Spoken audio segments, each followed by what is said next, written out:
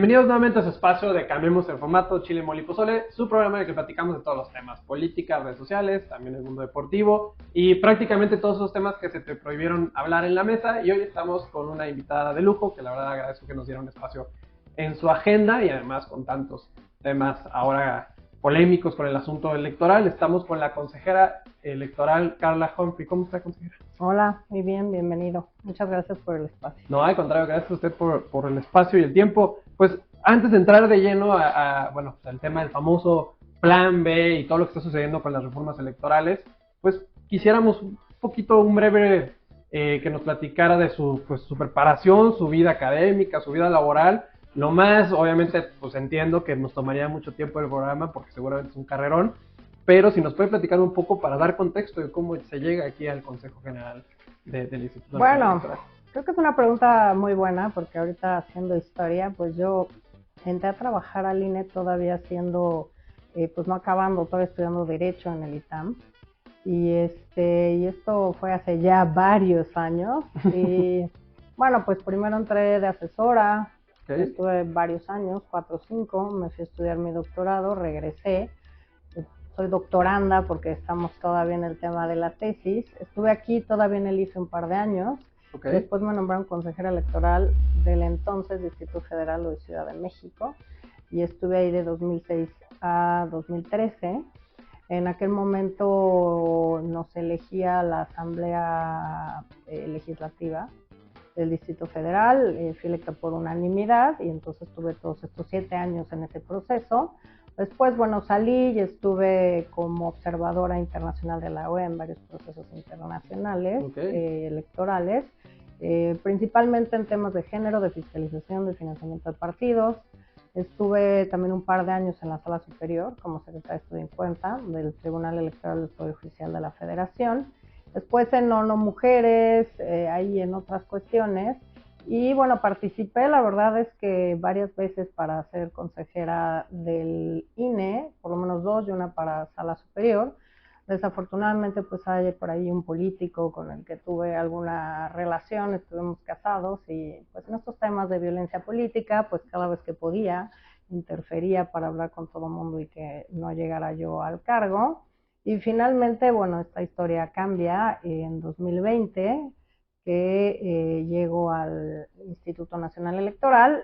Siempre llegué a quinteta, siempre entre los mejores exámenes, siempre pues igual entrevistas, pero pues al final de cuentas pues necesitas la votación, ¿no? Que te favorezca. Y pues esto se logró también, logramos mi compañera y mis compañeros que llegamos hace 2 años y medio aproximadamente, pues logramos pues casi 500 votos, 400 y algo y una abstención. Entonces creo que fue producto pues también de consensos importantes. Así está marcado este procedimiento, tiene varias etapas en las que un comité técnico que se determina por 3 instancias, la Junta de Coordinación Política, la Comisión Nacional de Derechos Humanos y el INAI, nombran hasta 7 personas que tienen que determinar la forma que tienen que evaluar a las y los aspirantes. Es un proceso que dura más o menos un mes, entre examen, entrevista, temas curriculares para acreditar experiencia. Y bueno, pues finalmente pues esta determinación fue en julio, se atrasó por la pandemia, hubiera sido en abril, pero se atrasó varios meses y llegamos hasta finales del mes de julio de 2020. Sí, pues es que el proceso, ahora que lo fue desmenuzando, pues es que uno, luego la verdad es que allá afuera, por así decirlo, y es un tema obviamente de mucha desinformación, pues se piensa que es una cosa así por arte de magia, que llegan y los nombran y toman protesta ahí en el pleno, pero se olvida que hay todo un proceso previo de revisión curricular, de experiencia, exámenes, y eso que aparte es una parte muy curiosa porque no me imagino a las y los candidatos ahí haciendo su examen, ¿no? Y además tienen que presentar en tipo audiencia también ante los del Poder Legislativo. Entonces, híjole, es todo un proceso para poder llegar a los finalistas y bueno, ya ni se diga la parte final de la votación, ¿no? Sí, la verdad es que son procesos complejos, procesos pues con mucha presión, porque pues la verdad es que es poco tiempo. Por ejemplo, a la fecha todavía no está la convocatoria, entonces no sabríamos exactamente, por ejemplo, quiénes integrarán el comité o las etapas para el proceso que viene, y eso pasa en todos los procesos. Afortunadamente es un proceso que está en la Constitución y que creo que esto garantiza que pues las personas tengan y cubran con los requisitos que exige la propia normatividad para llegar a un cargo como estos. Y pues creo que es importante también decir, ¿no? Al final se puede inscribir cualquiera que crea que tiene esta experiencia técnica y que cumple con los requisitos. Y bueno, la última yo creo que fue una convocatoria que se inscribieron más de 300 personas, yo creo. Wow. Entonces sí, no son convocatorias chicas, No. cualquiera que crea que tiene los requisitos y que los cumple, bueno, puede inscribirse, y por tanto sí hay muchas candidatas y candidatos, y pues al final son procesos de depuración y procesos en los que por distintas razones, e incluso el momento en el que se están eligiendo nuevas consejerías, es relevante. Me gustaría recordar además que pues como cambiamos de IFE a INE, pues también ahora hay estas, se va renovando de forma escalonada este instituto. Entonces, bueno, llegaremos ya próximamente a que los primeros que llegaron a integrar el Instituto Nacional Electoral pues ya cumplan su periodo, y entonces estaremos teniendo compañeros y compañeras nuevos en los próximos meses, en el mes de abril, porque bueno, mis compañeros terminan el cargo el 3 de abril, entonces a partir del 4 pues tendremos una nueva composición de este órgano electoral, pues ya de cara a iniciar la organización de un proceso presidencial. Qué fechas tan complicadas, creo que es plena Semana Santa, el 3 de abril, ¿no? Pero, pues sí, viene procesos de cambio y además es un momento interesante para estar justamente en el Consejo del INE porque se vive y hay un tema bien importante que es las reformas electorales. Se está dando todo el proceso, desde hace ya meses atrás, de la famosa reforma electoral, de la cuarta transformación, por así decirlo, y que además tiene temas muy interesantes, ¿no? Para empezar, es muy extraño que el partido ganador normalmente en las elecciones sea el encargado de hacer las reformas electorales y no a consenso de los que pierden las elecciones, que así normalmente venía siendo en el pasado en nuestro país, y que bueno, viene con varias aristas, ¿no? Pasa lo que pasa con el plan A, se viene al famoso plan B, pero bueno, hay muchas, la verdad es que me interesaría mucho que nos opinara cómo lo ve usted, porque hay muchas opiniones. Hay quien dice, no está tan malo, pero llega en mal momento, no, hay temas rescatables, y hay otros que de plano dicen, no hay nada que rescatar. ¿En qué posición más o menos estaría usted, consejera? Bueno, a ver, este organismo electoral como IFE o como INE, pues lleva más de 32 años, siempre ha tenido reformas, parece que no se le ha querido tocar o no se le ha tocado, pero en realidad ha tenido muchas reformas. Y creo que lo importante es que siempre las reformas se habían dado para periodos electorales intermedios, es decir, votación a nivel federal, cuando menos, solo de Cámara de Diputados y Diputadas. Esto permite también probar la reforma, saber Claro. si tenemos que hacer cambios reglamentarios, cómo funciona, incluso si se tiene que hacer algún cambio legal porque algo no funciona. El momento yo creo que no es el más oportuno, porque pues ya sea septiembre, como está la norma hoy, o noviembre, como establece la reforma electoral, pues iniciaremos este año con el proceso electoral presidencial, una vez más el más grande de la historia. Tendremos que instalar más de 166,000 casillas en todo el país. Wow. Además Muchísimo. podrán votar 96 millones de mexicanas y de mexicanos, y esto es un reto muy importante que enfrentar. Y la verdad es que tener tantos cambios, ahorita te doy mi opinión, buenos o malos, pues sí impacta a la certeza de los procesos electorales. ¿Cómo veo la reforma? Creo que hay muchos temas, toda ley es perfectible y toda Totalmente. organización también, y es más, se tiene que ir adaptando a los momentos que se están viviendo. Yo he sido una fuerte impulsora, pues desde que llegué, de temas como, y desde que era consejera local, por ejemplo, de temas como el voto por internet. Nosotros hicimos el voto por internet desde el extranjero, desde el 2011-12, por ejemplo. El INE tarda casi 10 años en implementarlo. El tema de las urnas electrónicas, yo cuando llegué como consejera ya recibí una urna electrónica, local me refiero. El país tiene más de 17 años de experiencia en urnas electrónicas y parece que no tenemos ninguna. Hay muchos temas en los que creo que podríamos haber incidido. Yo propuse una comisión de modernización e innovación en las primeras votaciones que tuve, ya en el mes de agosto de 2020, cuando aprobamos el presupuesto para el año 2021. justamente propuse una comisión de modernización e innovación porque me parecía y me parece que tendríamos que haber hecho un análisis de la estructura, si toda la estructura responde a lo que necesitamos, pero más como reto del país, y no me refiero a 2024, 2027, 30, 40, etcétera, ¿no? Creo que muchas de las estructuras internas siguen funcionando como hace 32 años, y la verdad es que creo que de la mano de la tecnología y quizá desafortunadamente por un tema como el COVID, pues tuvimos que ver cómo seguimos trabajando, cómo tenemos que seguir capacitando gente, cómo tenemos que ver cómo instalábamos y hacemos procesos electorales dentro de una pandemia. Y un arma muy relevante, sin duda, fue la tecnología. Entonces, ¿qué pasa con este plan B? Creo que el gran riesgo del plan B es el recorte que se hace sin conocimiento de lo que hacen y principalmente a nivel distrital. A nivel distrital es donde organizamos las elecciones, donde tenemos el contacto con la gente, donde reclutamos gente que vaya a capacitar a las y los vecinos, donde se recibe la documentación y el material electoral, donde un tema que a mí me preocupa mucho, la violencia política en razón de género, pues tener 300 oficinas a nivel distrital donde las mujeres puedan ir a denunciar, sean, digamos, los primeros respondientes de los temas de violencia política, es importante.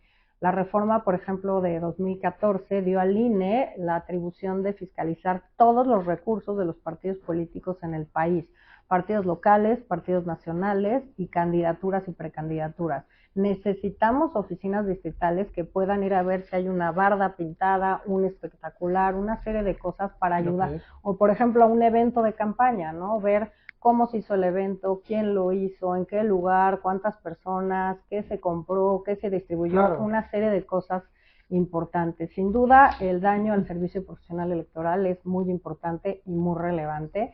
Y hacer estos cambios en este año, digamos, ya electoral para nosotros, porque inicia el proceso, creo que es el riesgo más importante de esta reforma electoral. Por otro lado, hay áreas o temas que me parece relevante. Ya se incluye, por ejemplo, el voto electrónico. Siempre tuvimos un debate en Consejo General con mis colegas de no, es que el voto electrónico no está permitido. Y yo, perdón, la Corte lo ha avalado, la Sala Superior. Y entonces, aunque hay un transitorio que dice sí, pero tienen que hacer una comisión del Congreso de la Unión con el INE y con el CONACYT para plantear un sistema de voto electrónico. Entonces creo que de alguna manera se puede poner un freno de mano a los avances electrónicos. Un punto positivo es que ya está en ley el voto en prisión preventiva para las personas que... Es un tema bien importante. Muy. Y junto con eso, yo he tenido también debates en Consejo General que tenemos que ir a credencializar a las personas que están en reclusión, porque si no, hay muchos que su credencial ya no tiene vigencia o que a lo mejor nunca tuvieron una credencial y por tanto somos nosotros quienes les estamos negando el derecho de votar. También ya está este voto anticipado para personas con discapacidad, que el INE lo venía haciendo con base en acuerdos del Consejo General para maximizar el ejercicio del voto y que más personas puedan votar. Y un tema central es que también nos obliga a hacer un redimensionamiento de las estructuras internas. Y también es importante porque, bueno, creo que quizá habría que dar prioridad a otras, a un mundo más actual, a cómo hacer que las y los jóvenes, que es el sector que menos vota, de 19 a 39 años, pues tengan más interés en política, en consultas populares, en estos temas que inciden en el país que queremos y que creo que todos tenemos que estar mucho más conscientes de la importancia que tiene votar, sí, pero también participar en la vida pública del país. Claro, un INE más activo en un sentido de que no nada más sea un tema de las elecciones, ¿no? Y que la gente pueda ver un poquito más de actividad. Sobre todo los jóvenes, las y los jóvenes son los que normalmente no ven qué pasa pues en el año que no es electoral, ¿no? Con el instituto. Pues para ir cerrando, hay dos cosas que me llamaron la atención. ¿Qué opinaría, por ejemplo, en el caso de, porque sé que son cosas que le interesan, el tema de las acciones afirmativas que se le dicen en algunos estados? Porque hay estados donde sí lo tienen en ley, ¿no? Los espacios electorales para ser votado para ciertas poblaciones, pero hay otros donde no, entonces se acude a las famosas acciones afirmativas. ¿Cómo observa esto? Te diría que en principio la propuesta del titular del Poder Ejecutivo iba bien encaminada. reservaba 55 espacios. Nosotros, solo en Cámara de Diputados, con las acciones afirmativas 5 que aprobamos para el proceso 2021, entraron 65 personas por distintas acciones afirmativas, por una de estas 5.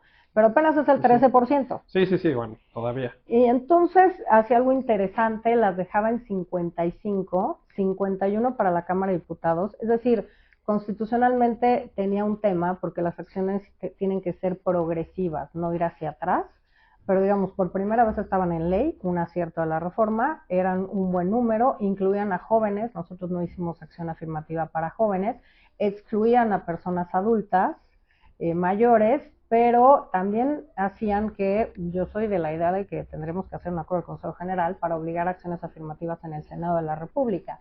Aquí pues determinaban 4 espacios, muy pocos, pero bueno, 4 por acciones afirmativas para el Senado. Lo malo fue que cuando llegó al Senado, redujeron las acciones afirmativas a solo 25 y solo en la Cámara de Diputados, ninguna en el Senado de la República.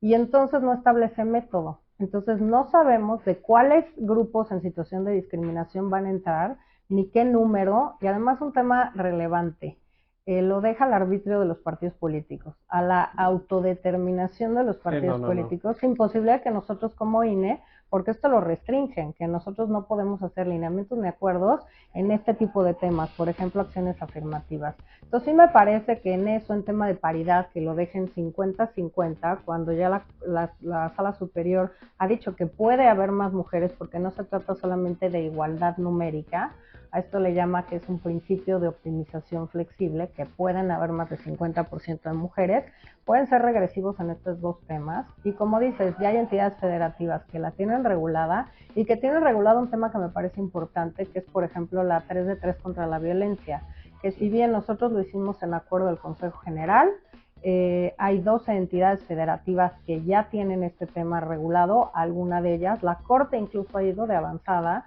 porque ha declarado constitucionales las reformas de Nuevo León, de Hidalgo y también las de Yucatán, que por ejemplo hacen que las personas deudoras alimentarias morosas no puedan ser candidatos a cargos de elección popular. Pues consejera, muchas gracias. Siempre para cerrar les pregunto a las y los invitados que me nombren una serie, una serie favorita, puede ser película también, nada más para... yo soy de la idea de que luego las series determinan un poco de la personalidad de las personas, entonces ¿nos puede nombrar una serie?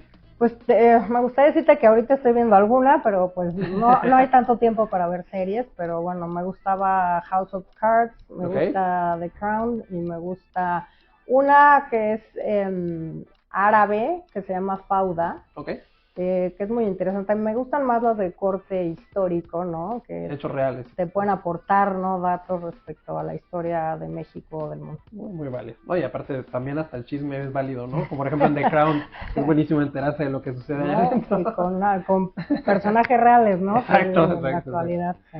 Consejera, nuevamente muchas gracias por el tiempo y por el espacio, y gracias a ustedes por estar con nosotros en Cambiemos el Formato.